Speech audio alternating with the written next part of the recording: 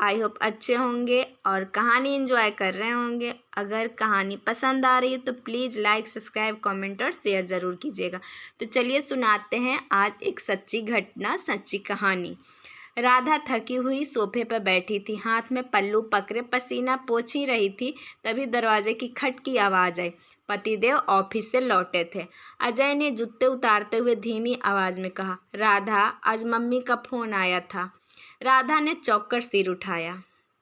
क्या हुआ, सब ठीक है ना? अजय कुछ पल चुप रहे, फिर गहरी सांस लेकर बोले, नहीं, खास ठीक नहीं है। माँ की दोनों आंखों में मोतियाबिंद हो गया है। डॉक्टर ने कहा है कि जल्दी से जल्दी ऑपरेशन करना पड़ेगा। राधा के चेहरे का रंग उड़ गए। हे भगवान, फिर आपने क्या कहा? अजय ने सिर झुकाते हुए कहा, मैं तो कहा था कि मेडिकल कार्ड है, उसी से उनका इलाज फ्री में हो सकता है। पर भैया पैसा देने को तैयार ही नहीं। उनका कहना है कि मम्मी का आँख खराब हो रहा है तो मम्मी ही पैसा जुटाए। राधा का दिल कसक उठा। क्या अपनी ही माँ के इलाज के लिए ऐसा बोल रहे हैं? कितने पत्थर दिल हो गए हैं। जब उन्हें कार्ड से फ्री में इलाज हो सकता है तो फिर पैसा के बात कहाँ से आता है? अजय धीमी आवाज़ में बोलता है, आने जाने का जो किराया होता है उस पैसे का बात हो रहा है। राधा का दिल कसक उठा। क्या अपनी ही माँ के इलाज के लिए ऐसा बोल रहे हैं? अजय ने आंखें बंद कर ली और धीमे स्वर में बोला, अरे सुनो, मैं जो मेडिकल कार्ड मम्मी को दिया था, भैया मम्मी को उस अस्पताल तक भी नहीं ले जा रहे हैं। उनका कहना है कि वहाँ तक जाने के लिए कार रिजर्व करनी पड़ेगी, उसमें खर्चा होगा। वह खर्चा करने को भी राजी नहीं है। राधा के होठ कांपे। उसने धीरे से अजय का हाथ थाम लिया और बोली, बेचारी माँ, अपनी पूरी जिंदगी बच्चों पर न्यौछावर कर दी और आज आंखों का उजाला बचाने के लिए उन्हें आज ये सब सुनना पड़ रहा है। अजय की आंखें भीग गई। कमरे में कुछ देर सन्नाटा छा गया। राधा राधा उस रात बिस्तर पर लेटी थी, मगर नींद उसकी आंखों से कोसों दूर थी। पति अजय की कही बातें उसके कानों में गूंज रही थी। माँ की दोनों आंखों में मोतियाबिंद हो गया है। धीरे धीरे उसका मन अतीत की गलियों में भटकने लगा। शादी के 16 बरस बीत चुके थे। उसे साफ साफ याद है जब वह पहली बार इस घर में दुल्हन बनकर आई थी। तब उसके ससुर जी इस दुनिया में नहीं थे। बहुत पहले ही, जब उसकी सासू 50 बरस की भी नहीं हुई थी, तभी किसी अज्ञात बीमारी के कारण उनके पति यानी राधा के ससुर जी चल बसे थे। उस दिन से सासू माँ ने घर का सारा बोझ अकेले संभाला था। घर में तब सिर्फ सासू माँ, 3 बेटे और 3 बेटियां थी। उन दिनों तक एक बेटा और एक बेटी की शादी हो चुकी थी। बाकी सबकी जिम्मेदारी सासू माँ के कंधों पर थी। राधा ने करवट बदली और उसका मन जैसे वहीं अतीत में अटक गया। उस घर का आंगन जहाँ सब भाई बहन इकट्ठा होकर बैठते थे। सासू माँ की थकी लेकिन स्नेह भरी आंखें, सब कुछ उनकी आंखों के सामने ताज़ा हो गया। राधा की सोच अतीत में और गहरी उतरती चली गई। धीरे धीरे समय बदला। सासू माँ ने जैसे तैसे अपने कंधे से जिम्मेदारियाँ उतारनी शुरू की। दोनों बेटियां की शादी हो गई। घर में अब राहत की सांस थी।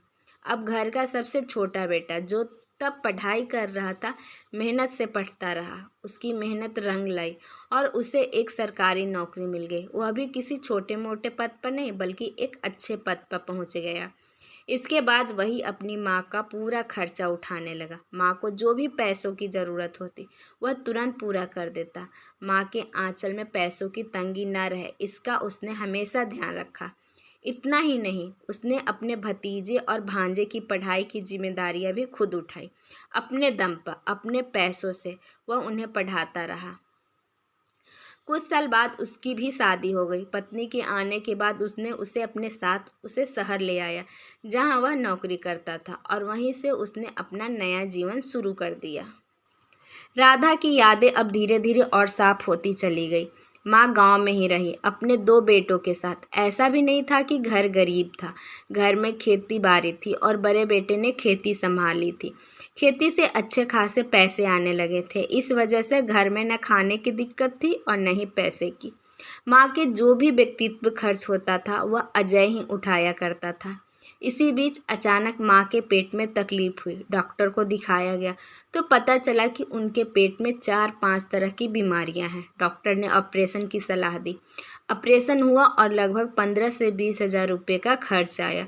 यह पूरा खर्च अकेले अजय ने ही उठाया।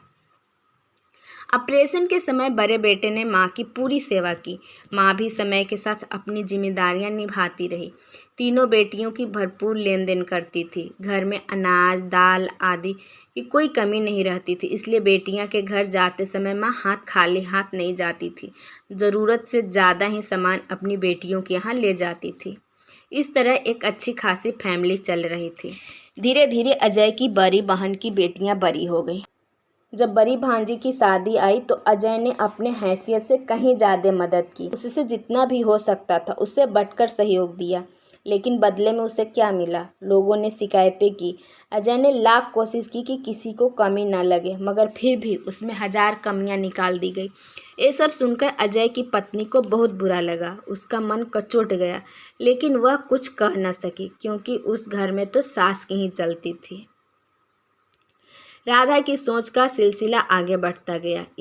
इसी बीच भांजे भी पढ़ लिया। भांजा ITI कर लिया, यानी जितना उसे पढ़ना था वह पढ़ाई पूरी कर चुका। उसके बाद भतीजा भी अपनी पढ़ाई ख़त्म कर चुका था। फिर बारी आई बड़ी बहन की छोटी बेटी की शादी। अब जैसे कि मिडिल क्लास परिवारों में अक्सर होता है, इधर की बातें उधर और उधर की बातें इधर पहुंचती रहती है, उसी तरह घर में भी बातें होने लगी। फिर बारी आई बड़ी बहन की छोटी बेटी का शादी का। अब अजय की माँ और अजय की बड़ी बहन मिलकर एक प्लान बनाए कि किसी तरह ये शादी नानी के घर से ही होना चाहिए। आखिरकार ऐसा तय हुआ कि शादी नानी के घर से ही होगी और खर्चा मामा उठाएंगे।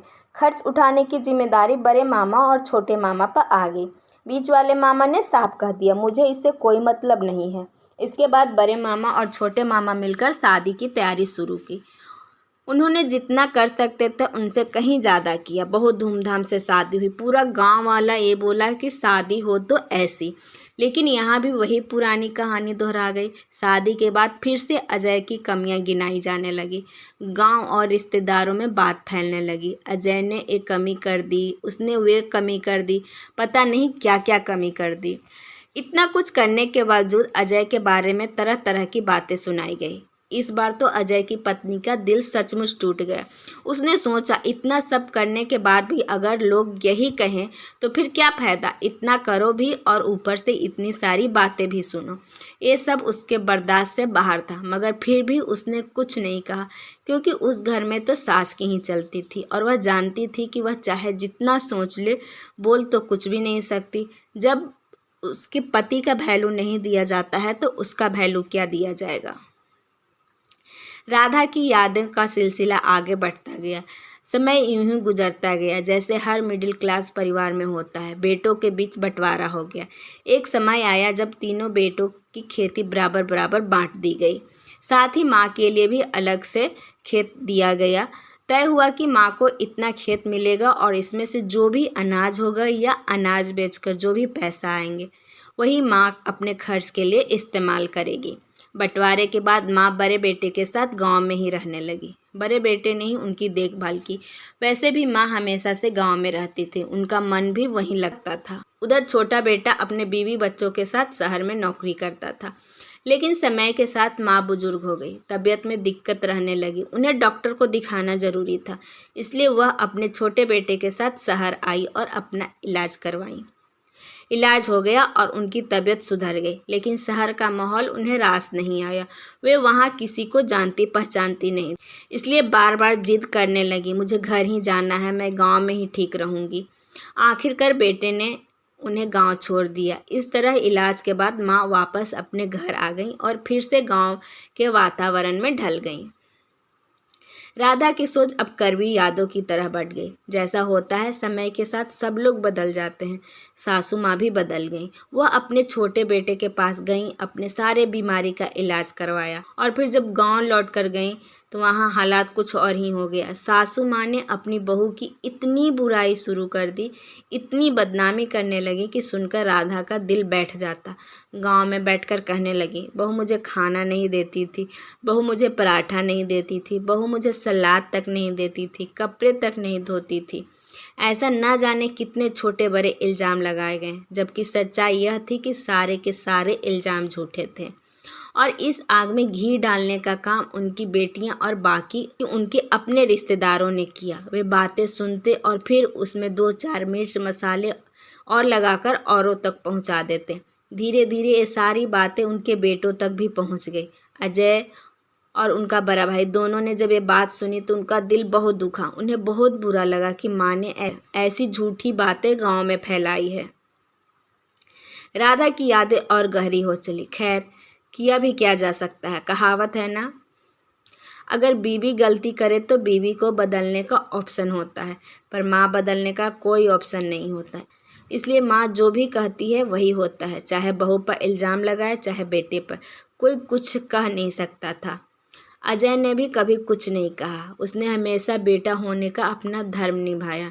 जो कहा जाता है ना, श्रवण कुमार, बिल्कुल वैसा बेटा। जब भी ज़रूरत पड़ी वह अपनी माँ की सेवा में खड़ा रहा। हर महीने उनके मोबाइल में बैलेंस भरवाता।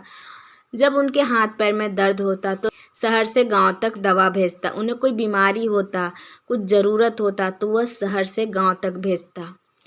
और भी छोटे छोटे कामों में हमेशा उनकी मदद करता रहता। राधा की सोच अब हाल के समय तक आ पहुंची। जैसा कि होता है, समय कभी एक जैसा नहीं रहता। उम्र बढ़ने के साथ बुजुर्ग को तरह तरह की बीमारियां घेर लेती है। इसी तरह माँ को भी मोतियाबिंद हो गया, लेकिन इलाज करवाने वाला कोई नहीं था। गांव में उनके 2 बेटे, 3 बेटियां, दामाद, नाती नतनी, पूरा परिवार था और सब गांव के आसपास ही रहते थे। सिर्फ अजय ही था जो दूसरे राज्य हजारों किलोमीटर दूर रहता था। मगर पास पड़ोस में रहने वाले बेटे बेटियां तक ने ध्यान नहीं दिया। सबका एक ही सवाल था, मम्मी पर खर्च कौन करेगा, मम्मी का इलाज का पैसा कौन देगा। जब सबने मुंह मोड़ लिया तब माँ को अपने बेटा अजय की याद आई। उन्होंने अजय को फ़ोन किया और सारी बातें बताई। अजय ने बिना देर किए तुरंत व्यवस्था किया गांव जाने का और टिकट कटवाया और अपनी पत्नी और 2 बच्चे को छोड़कर गांव पहुंच गया। वहां से मां को लेकर वह पटना के रेलवे सुपर स्पेशलिस्ट हॉस्पिटल गया। इलाज शुरू हुआ और मां का मोतियाबिंद का ऑपरेशन सफलतापूर्वक हो गया। मां फिर से ठीक हो गई।